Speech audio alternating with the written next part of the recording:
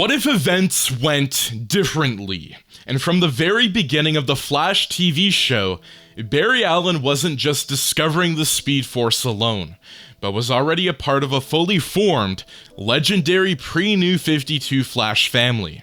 Welcome back, fellow watchers of the Multiverse. I'm Max Charlebois, aka Miss the Part, and today's Flash Week episode dives into the Ultimate Elseworlds reimagining of the CW series, and one where the entire Speedster legacy is already alive and racing.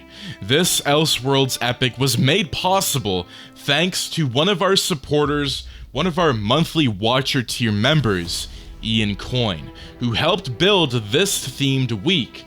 And again, I do want to say this, I really appreciate it. I really appreciate everybody's support. It really does mean a lot to me. So with Ian Coyne helping me make Flash Week and pitching storylines during live streams and everything else, it really does mean a lot. So if you guys want in, join the monthly Watcher tier to co-create full themed weeks. The world always said Barry had to run alone, but in this universe he never did. So that being said, this is What If the Flash Show starred the pre-New 52 Flash family. Let Flash Week race on. The explosion echoed through the city like a sonic boom woven with thunder. The night the particle accelerator activated, Central City held its breath. Outside Star Labs, storm clouds churned unnaturally, winds tearing through the streets. Inside the facility, energy surged beyond predicted levels, until, with a blinding pulse, a beam of electricity arced through the chamber and into the sky, piercing the clouds and igniting the storm. Barry Allen, a forensic assistant for the CCPD, was standing in his lab watching lightning dance outside his window when it hit him. A burst of white gold light, a rush of unquantifiable pain, and then, nothing. 9 months later, he woke up to an old ceiling fan spinning slowly above his head. The room smelled of ozone, antiseptic, and old books. Barry's heart raced, but he felt different, lighter. Every cell in his body hummed like it was connected to a power grid. He tried to sit up, and suddenly, the world warped. The wind shifted. A blur of red lightning arced around the room. Before he could process what was happening, the door opened. A man entered, tall and strong, wearing a worn bomber jacket and a look of practiced calm. Jay Garrick, the original Flash. "Welcome back, Barry," Jay said, placing a hand on his shoulder. "You've been out a while, but we've been waiting for you." Barry blinked, disoriented. "Wait, who are you? Where am I?" Jay smiled faintly. "You're in Keystone City. This is the JSA's recovery annex. You were hit by something special, kid. And now, you're one of us." As Barry struggled to adjust, he was introduced to a world far different than what we know from the Flash CW series. Instead of waking into a tight-knit Star Labs crew, Barry stepped into the halls of the pre-New 52 Flash family, a legacy-driven force that had been protecting the world for decades. There was Wally West, lean and sharp-eyed, the primary Flash of this world, and fiercely independent. Wally watched Barry from across the training arena with a mixture of interest and suspicion. "Another speedster, huh?" he said. "Guess the Lightning's making house calls now." Bart Allen, impulsive, hyperactive, and brilliant, zoomed around the room, trailing sparks. Whoa, hold up. This is Barry Allen? Like, the Barry Allen from the history files? I thought you were taller." Barry felt a rush of confusion. He wasn't used to being the one out of place. He wasn't used to being the past. Max Mercury, stoic and meditative, emerged later. With his ghost white hair and monk-like calm, Max was the wise old sage among them, a Speed Force philosopher. "Time brought you back for a reason, Barry," he told him. "But your presence changes the current. Be mindful of what you disturb." The first days were hard. Barry felt like a relic, a ghost drifting through a timeline that had moved on without him. He wasn't the only Flash anymore. He was one of many. Even worse, the city didn't need saving in the way he imagined. Crime was managed. Metas were being tracked. The Flash family ran patrols like clockwork. But it was Iris West, a rising investigative journalist, who gave him his grounding. She wasn't in love with Barry in this version of the world, not yet. But she remembered him. She had grown up hearing his name whispered like legend by her father Joe, who had since retired. Now she was chasing leads on strange electrical surges around the city, anomalies in the lightning storms that weren't natural. Ever since you woke up, Iris said, showing Barry a chart of lightning patterns. The city's been different, not dangerous, just humming, like something's waiting. Meanwhile, unknown to the Flash family, Eobard Thawne, cloaked in a false identity, this time as Dr. Malcolm Wells, a theoretical physicist specializing in quantum energy, had arrived months earlier. He'd inserted himself into Central City's scientific community, working quietly on tech designed to fracture the Speed Force and rewrite Barry's history from the outside in. He watched Barry's reawakening with frustration. This world wasn't supposed to have a Flash yet, he muttered to himself in his lab. This wasn't the timeline. As Barry adjusted to his new life, he began training alongside Wally. It was tense at first. Wally wasn't the nurturing type. Every lesson was a competition. Every drill felt like a test. But underneath the jabs and tension, Wally saw something familiar in Barry. The same raw heart, the same willingness to dive headfirst into danger. He couldn't ignore it. One night, as they ran a patrol loop through Keystone and Central, Barry stumbled, his molecules vibrated uncontrollably, and he collapsed. Wally caught him midair in a blur of red. "Your lightning's not stabilized yet," Wally said, checking his vitals. "You're still half in the past, half in the now." Barry gasped for air. "Feels like I'm running against myself." Wally smirked. "That's what legacy feels like." Jay continued acting as the bridge between them all, coaching Barry through finer control. Jessie Quick was off-world for now, but her voice came through on comms, cheering Barry on like an older sister, checking in. And as the team investigated the strange anomalies that had begun growing stronger, they uncovered disturbing readings. Temporal fractures forming in the heart of the city, expanding and pulsing with red and yellow energy. The data didn't match natural Speed Force activity. That's when Max Mercury confirmed it. Someone was tampering with time. "The pattern," Max said, staring at the holographic display, "matches Thawne's tachyon signature." Jay's face tightened. Wally's hands clenched into fists. Barry said nothing. He walked to the wall and stared at a photo, a young boy. A woman in a red sweater. "My mom," he whispered. "She's connected to all of this, isn't she?" Jay nodded. "It always starts there." The act ends with Barry visiting the remnants of his old house. The living room is a time-locked pocket now, preserved by the Speed Force itself. The night Nora Allen died, and in the reflection of the window behind him, a flicker of yellow lightning. Eobard is watching and smiling. The morning light filtered through the windows of Keystone Tower, the unofficial base of the Flash family. Wally stood by the rooftop edge, watching the sun rise over twin cities that had begun to blur together. Central City and Keystone had always shared borders, but lately, strange overlapping images would flash for moments.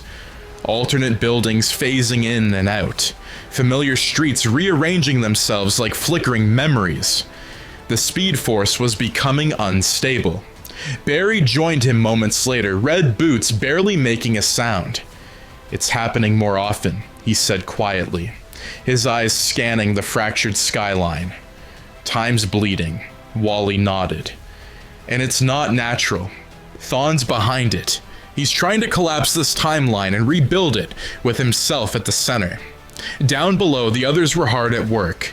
Garrick had called in old JSA contacts to help monitor multiversal energy. Max Mercury meditated for hours at a time, tuning into the fluctuations within the Speed Force. Bart Allen zipped back and forth across the country, checking rift locations and scanning for spikes in tachyon emissions. The entire family had gone to war footing, but there was still a growing sense of dread. Something deeper was wrong. Barry had begun training full-time with the Pre-52 family now. Wally became his primary sparring partner, though their sessions grew more intense with each passing day. What started as drills turned into collisions of emotion. Barry, still raw from the trauma of losing his mother and realizing his mentor was a murderer, began lashing out during speed duels, his strikes faster, his outbursts louder. "You keep running angry," Wally said during one particularly explosive training run, "and you're going to burn yourself out before we ever reach Thawne." Barry shot back, eyes glowing. "Easy for you to say. You had time to build this legacy. I've barely figured out who I am, and now I'm being trained by my own successors." "Not successors," Wally corrected. "Family." Barry looked away. He didn't feel like family, not yet. Iris had begun documenting the growing disturbances. Her investigation led her to classified files hidden within the Watchtower's archives. Timelines that had been erased, names removed, and references to Flashpoint buried deep beneath digital redactions. She came to Jay with her findings, her voice shaking. "Someone already tried to rewrite the timeline once," she said. "Someone, maybe Barry, and now Thawne's trying to do it again. What happens if the Speed Force breaks completely?" Jay didn't answer right away. He looked out across the rooftops of the city, as if weighing the future against the past. Finally, he said, "Then it becomes a war of hearts, of who remembers why they run." Meanwhile, Eobard Thawne, under his assumed identity of Dr. Malcolm Wells, accelerated his own plans. Using siphoned Speed Force particles stolen during Barry's initial accident, he constructed a compressed speed core, a singularity engine capable of anchoring his own broken existence and overwriting timelines simultaneously. He knew time was short. The Pre-52 family had changed everything. They weren't meant to be here. They weren't meant to exist anymore. "I gave you purpose, Barry," Eobard hissed to himself in the dark.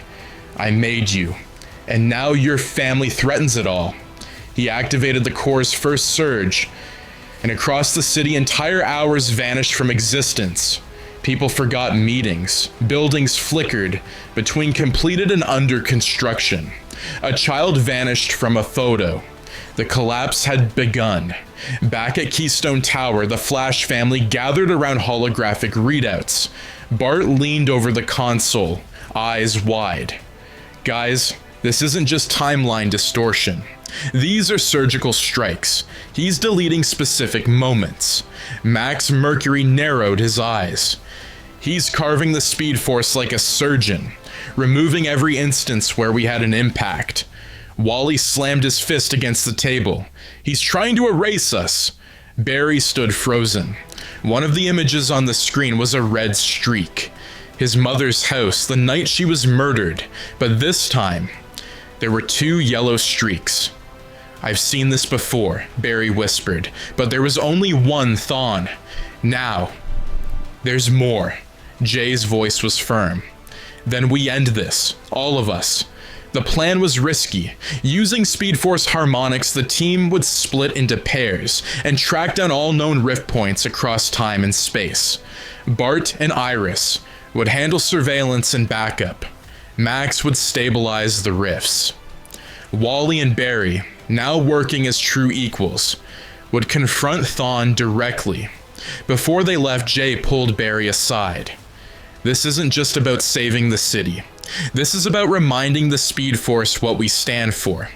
Barry nodded. Hope. Jay smiled. And legacy. As the plan went into motion, Wally and Barry raced through a newly forming rift, only to be separated mid-run. Barry landed in an echo of the past, CCPD, the day he first met Iris. But something was wrong. Iris didn't recognize him. Joe was gone, and the news report on the TV spoke of Malcolm Wells, Central City's savior. Meanwhile, Wally found himself in a world of shadows, a collapsed timeline where Jay Garrick had died young, and the Justice League never formed. Speedsters were hunted, and Thawne ruled as the Red King, wearing a blackened version of Barry's suit. They were trapped, alone, and Eobard was in control. Back in Keystone, the timeline's fabric began to stretch. Bart panicked, watching energy readings spike to impossible levels. Max whispered a prayer to the Speed Force and activated his tether, buying the others time but at great cost. His body vibrated with pure temporal pain, but he held on. Jay, bleeding and exhausted, held off time echoes of defeated rogues, ghost forms of Cold, Heatwave, and Mirror Master. He fought them with nothing but experience and grit, refusing to let Thawne's lies take root. In the fractured time stream, Barry faced the image of himself, wearing Thawne's colors. Eobard mocked him from the shadows. "You were always too slow to realize the truth," he said. "I didn't destroy you, Barry. You did. Every moment you doubted, every second you hesitated, and now I rewrite you." But then Wally arrived, bleeding, battered, but burning with light. Not this time. Time was collapsing. Keystone and Central City no longer stood as separate places. They were fused, flickering between realities. One moment Max Mercury stood on a rooftop, surrounded by golden lightning. The next, he was on a battlefield frozen in a moment of 1942. The Speed Force was rupturing, an artery torn open bleeding across the multiverse. And at its core, three speedsters ran like gods at war. Bart Allen, Wally West, Eobard, Thawne. Inside the time stream nexus, the space between seconds, the battlefield defied gravity and sense. It was a cosmic scar of shattered memories and broken futures. Lightning tore across the air, illuminating fragments of history. Barry holding Nora as she died. Wally hugging Linda for the last time before Flashpoint. Bart disappearing in a burst of light. Every step they took, they ran through trauma. And still, they ran. Barry's breath was shallow, his mind overwhelmed. The Speed Force was screaming at him, every part of it vibrating with instability. "He's rewriting the origin points," he shouted to Wally, as they raced through frozen memories. "He's erasing us from our defining moments." Wally clenched his teeth. "Then we redefine ourselves." They broke through into a crystalline corridor of time. A chamber of key moments. The Justice League's first gathering. Wally's first race as the Flash. Jay Garrick holding up the Keystone Gazette with "The Flash Returns" on the headline. Eobard stood at the center of it, wearing a crown of lightning and an armor made of fractured timelines. He smiled with madness. "Welcome to your funeral," Thawne sneered. "I've seen every version of this. You lose, I win. And this time," he reached out and ripped a strand of time from the air.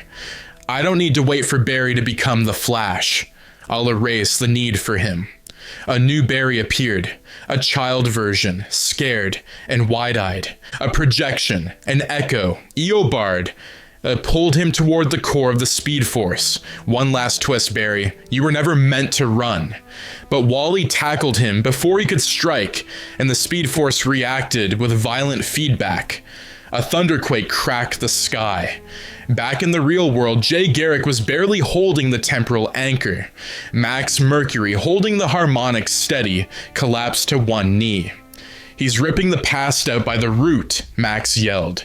We need them to sever Thawne's tether now. Bart Allen was already moving, his fingers dancing over console arrays linked to Gideon, Star Labs AI.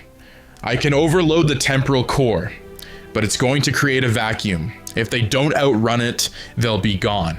Iris, holding on to a rapidly phasing photo of Barry, whispered, they're going to make it. They have to. Inside the speed core, the battle was primal. Barry and Wally struck Eobard together. The same rhythm, the same fury. Wally's style was all power and grit, the veteran storm. Barry was sharper now, faster than ever before, matching Wally's tempo as if they'd run together for years. Eobard countered, laughing, phasing between moments. I'm not fighting you in one time, I'm fighting you in all of them. Time clones burst into existence, and Tenzin in what the cheater, alternate Eobards from Elseworlds, from Flashpoint, from Future's End. The Barry and Wally of every major moment began appearing too. The Barry who saved the multiverse. The Wally who once became the embodiment of the Speed Force. A chorus of speed. But in the middle of it all, only one thing mattered. Barry grabbed Thawne by the collar, his eyes blazing. You wanted to rewrite the story? He growled. Let's rewrite you. And Wally whispered the key. We don't end him. We contain him.